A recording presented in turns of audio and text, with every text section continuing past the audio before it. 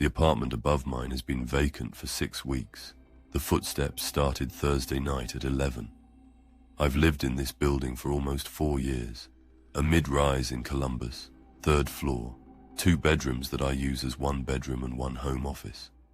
I do data entry remotely, which means I'm here most of the day, and after 4 years, I know every sound this building makes. I know the hum the elevator cable makes when it's called from the ground floor. I know which pipes clank when the woman in 2A runs her bath, and the specific creak of the stairwell door on the 2nd landing. Unit 4B, the apartment directly above mine, has been empty since my neighbor moved out in July. I watched the moving van from my window. The super confirmed it, freshly painted, listed for re-rental, no takers yet. So Thursday evening, when I heard footsteps overhead, I assumed maintenance. They'd been repainting the 3rd floor hallway that week, and some of them worked late. Slow, deliberate steps, back and forth across the kitchen directly above mine. I didn't give it much thought. They stopped around midnight. Friday night, same thing. 10 in the evening to roughly 1 in the morning, same slow pattern. Not the hurried walk of someone doing work, more measured, more careful. Saturday at 2 in the morning, I woke to the sound of something being dragged. Not slid, dragged.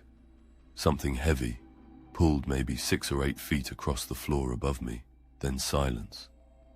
I lay in the dark for 30 minutes. Nothing else moved. You know how it is at 2 a.m. when something wakes you. Your mind starts assembling explanations, settling structure, animals, plumbing. You talk yourself back down.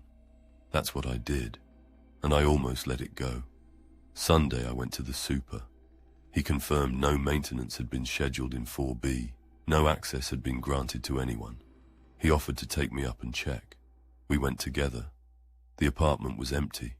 Clean white walls, clean carpet, faint smell of primer. Nothing out of place, except a scuff mark on the kitchen floor. Dark, recent, about the length of a boot heel on otherwise clean linoleum. And underneath the primer smell, faint but unmistakable, the specific staleness of a space where someone has been sleeping. The super pulled the electronic access log on his tablet. The door to 4B had been accessed 7 times in the past 2 weeks. The super himself had accessed it once, the day after my neighbor moved out. The other 6 entries were flagged as keypad only, no badge signature in the system. Physical key only, no employee fob. There was only one other person who should have had a physical key, my old neighbor. I called her that evening. She said she hadn't been back, said she returned both copies to the building office when she left, gave her spare to no one. Then she paused and asked me something that is still sitting in my chest. She said, "Is the closet door closed?" Because I could never keep it closed. The latch was broken. The super never fixed it. It would swing open on its own no matter what I did. I was still in my apartment. I had not gone back up. I go back up. I stand in the kitchen doorway of 4B and look at the closet door at the end of the short hallway. It is closed, fully closed, no gap. I push on it and it holds. There is no latch on the inside of that door. I know this because the super confirmed it when he checked. A door with no functioning latch does not hold itself shut. Something is holding it from the other side. I didn't open it. I left. The super went up the next morning and said the closet was empty. He doesn't quite meet my eyes when he says it. That's the first story. The second one was sent to me by a reader in rural Indiana, and it's not what you expect to come from a hospital. The patient in room 14 was discharged at 11. By 1 in the morning, his call light was on. I worked nights, nursing assistant on the 3rd floor medical surgical unit of a regional hospital in rural Indiana. I've been doing it for 3 years, and night shift changes you. You stop flinching at the weird hours. You learn which patients call for company, and which ones mean it when they ring. And you get very good at knowing what's normal for your floor. 14 rooms, 10 patients on a good night. December, short-staffed, 2 of us covering the whole wing. Room 14 had been a single-night admission. Chest pain, monitored, cleared. The patient was friendly, mid-60s, thanked us when he left. I watched him walk down the hall to the elevator at 11:02. I stripped the bed myself, bagged the linen, left the room clean and dark. Door closed, call light off. At 1:14 a.m., the light came on. I figured a system glitch, a cross signal from another room. It happens. I walked down to 14 anyway. Through the narrow window in the door, I can see the room is dark, but there is a shape in the bed, a clear silhouette, a person lying flat. I assume a new admit nobody told me about. That happens too. I open the door, walk toward the bed in the dark, speak first the way we're trained to. "Hey, I'm your nursing assistant, can I get you anything?" No answer. I reach the wall and flip the light. The bed is made, flat, tight corners, undisturbed. No one there. The call button, on its long coiled cable, is sitting on the pillow. I did not put it there. I documented it and moved on. Strange, not alarming. At 3:21 a.m., the light comes on again. My charge nurse sees it with me this time. 19 years in nursing, she does not scare easily. We go together. Through the window, we both see it. A shape in the bed, same clear silhouette. We look at each other. We go in. Empty room, made bed, tight corners. The call button is now on the floor, 6 inches from the bed frame, set down carefully. You know how it feels when something has no explanation and you're standing right in front of it. You run the logic again. You look for the thing you missed. You don't find it. We pull the door log at the nurse's station. Room 14 had been accessed 3 times that night. My badge at 1:14, both our badges at 3:21, and a third entry at 2:41 a.m. with no badge number, just an event. Door open. Duration, 4 minutes.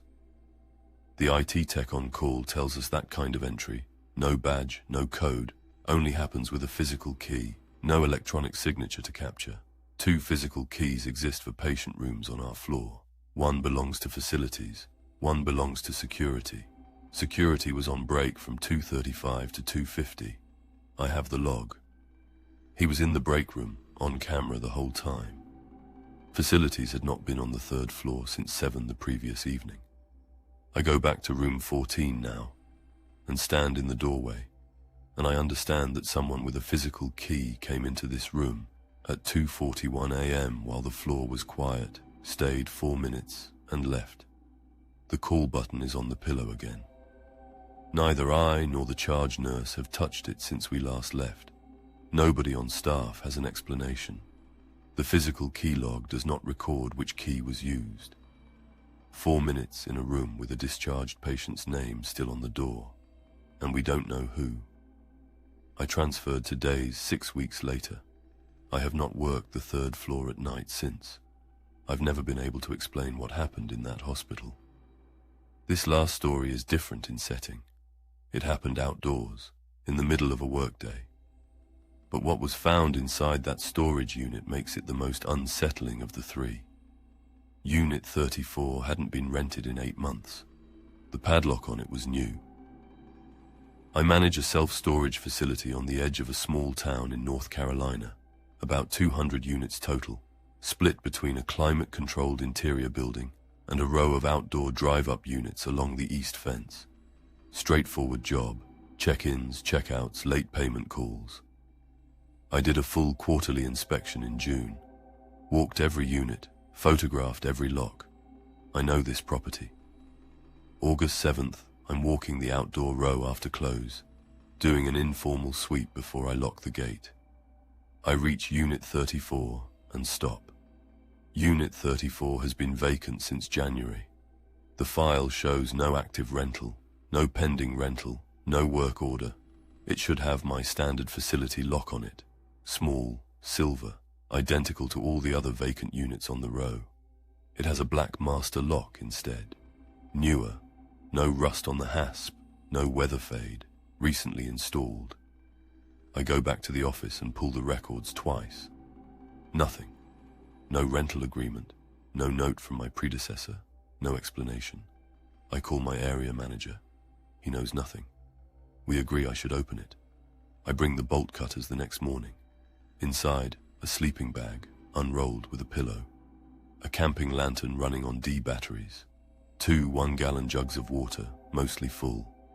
A plastic cooler, food inside, a loaf of bread, deli meat in a zip bag, an apple, not spoiled. Someone had been here within days. Against the back wall, a duffel bag. Men's clothes, medium to large. Work boots, worn. A burner phone, dead. And at the bottom of the bag, a folded piece of paper.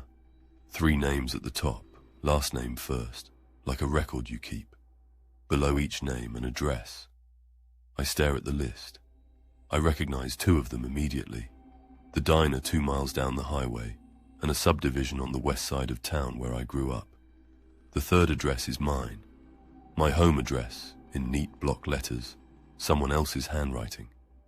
Next to my address, leaves 8 a.m., home by 5, Fridays off. He had my schedule. He had been watching me long enough to know my patterns, write them down, and keep them in a bag in a storage unit on the property I manage.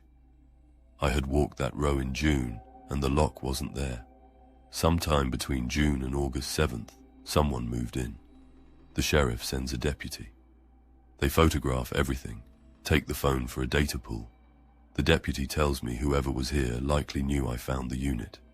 They would have seen the office lights, the bolt cutters. He says they probably won't come back. He doesn't sound certain.